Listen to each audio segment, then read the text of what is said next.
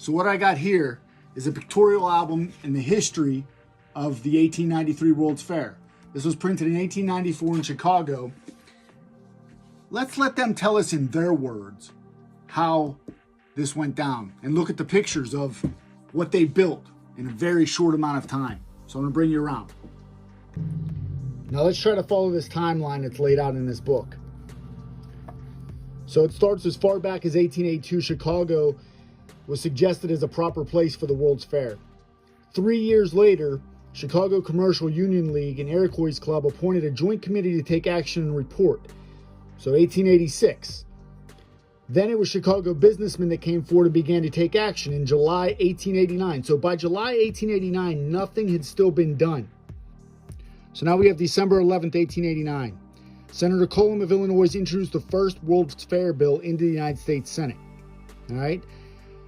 Now, Washington, D.C. and Chicago were going back and forth as who was going to have the World's Fair. Well, February 24th, 1890, all opposition was overcome and Congress voted to have the exposition in Chicago. But we come all the way down here, and it wasn't until June 26, 1890, the funds were released and they had their first meeting of the National Commission. So less than 3 years later, all of what I'm about to show you was built and up and running and ready for a World's Fair. There's a bird's eye view of the World's Fair. Just part of it. This is the electricity and mining buildings. Do you see how big those are? Look how small the people are on those things. Let me see if I can zoom in for you. I mean, they built that in 2+ years.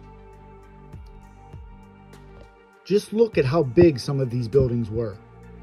The mines and mine building. The dimensions are 700 by 350 feet. The height of the main cornice is 65 feet. The entrance on each side of the building, the grand entrances being at the north and south, these are 110 feet high and 32 feet wide. All right. The transportation building, its dimensions, 256 feet by 960 feet. The floor area was 9.4 acres. Here's the transportation building I was just talking about. And here's one of the machinery hall. Just absolutely massive. And in this entire book, even though they built all this in 2 years, there's not one single picture in here of anyone building anything or anything being constructed halfway through. All they're showing you is the final product. Just look at that detail. All those fountains, that boat, those statues. Look at the Statue of Liberty they have right there. Look how little those people are next to it in that boat. You cannot convince me this wasn't a Tartarian world that they wiped.